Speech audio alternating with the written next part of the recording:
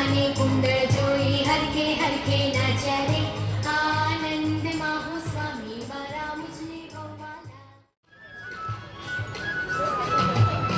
જ્ઞાની મારા કેવા જ્ઞાન આપે એવા વાતો કેવી સરસ મજાની વાત છે જ્ઞાની મારા કેવા જ્ઞાન આપે એવા વાતો કેવી સરસ મજાની વાત છે દાદા મારા કેવા દિલમાં વસે એવા વાતો કેવી સરસ મજાની વાત છે દાદા મારા કેવા દિલમાં વસે એવા વાતો કેવી સરસ મજાની વાત છે રાની મારા કેવા જ્ઞાન આપે એવા વાતો કેવી સરસ મજાની વાત છે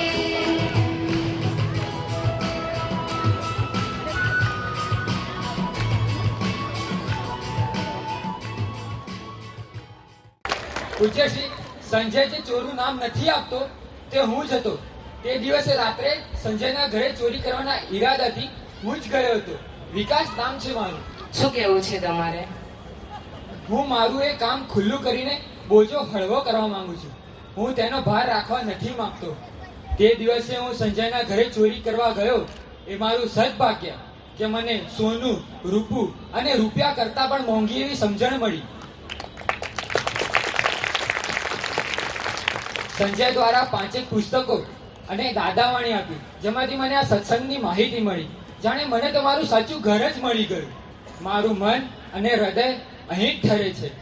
મારા જ શહેરમાં આટલી અદ્ભુત પ્રવૃત્તિઓ ચાલતી હતી તેની મને ખબર જ ન હતી. પૂજ્યશ્રી સંજય અને તેના પરિવારે તો આની પ્રતિક્રમણ કરીને માફી માંગી લીધી છે, પણ મારે આપની પ્રત્યક્ષમાં તેની માફી માંગવી છે. માફી માંગી લો, અત્યારે જ માફી માંગી લો, પશ્ચાતાપ કરી લો અને હવે નક્કી કરો કે એ માર્ગે હવે આગળ જવું જ નથી. તમે જ્ઞાન લીધું છે કે? ના પૂજ્યશ્રી, હવે લેવું છે. ઘણું સારું કહેવાય. પણ પૂજ્યશ્રી, મારા મનમાં એક પ્રશ્ન ઉદ્ભવે છે, તો પૂછી લઉં? હા, પૂછો. મારી જોડે જે વસ્તુ જ ના હોય, જે માલ જ ના હોય, તે વેચી શકું ખરો? એટલે કે મેં વિકાસના શુદ્ધાત્મા પાસે માફી માંગી લીધી છે. તેને અને તેના શુદ્ધાત્માને જુદા જોયા છે. તેના શુદ્ધાત્મા સાથે અભેદતા છે. તે આ ચોરી કરવા આવ્યો હતો, એના ઉદય કરવાનું ફળ હતું. એમાં એનો કશો જ ગુનો ન હતો. એ હું સમજુ છું, તે બરાબર?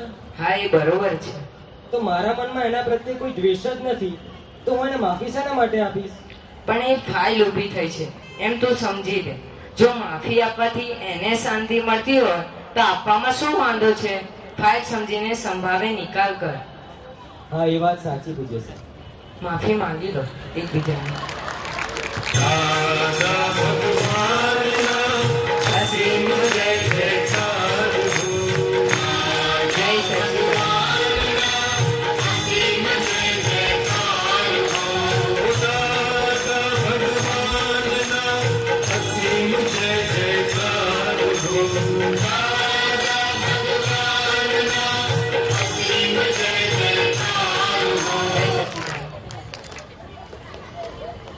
ભગવાન શેનાથી ખુશ થાય છે?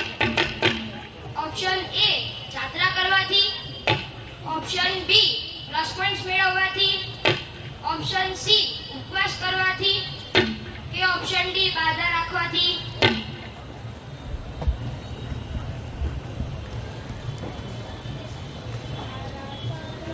સારા સારા વિચારો, સારી સારી વાતો, સારા સારા કામો કરવાના છે.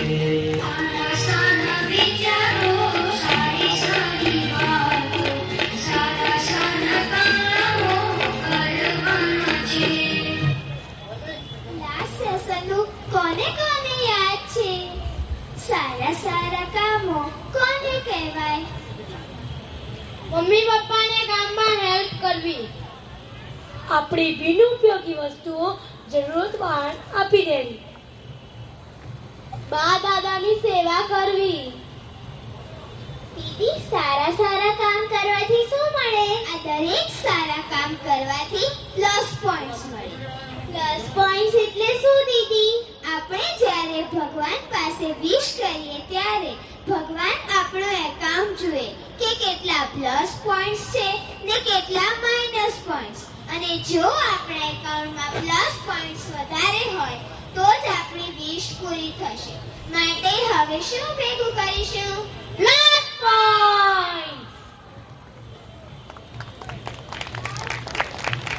Plus point plus point. મારો આન્સર છે બી પોઈન્ટ. શું તમારો જવાબ લોક કરીશું? હા, તમારો જવાબ રાઈટ છે. ચાલો હવે માફી માંગીએ દિલથી. રહેવાયું બધા સાથે હળી મળી, બોજા બધા છે ગયા.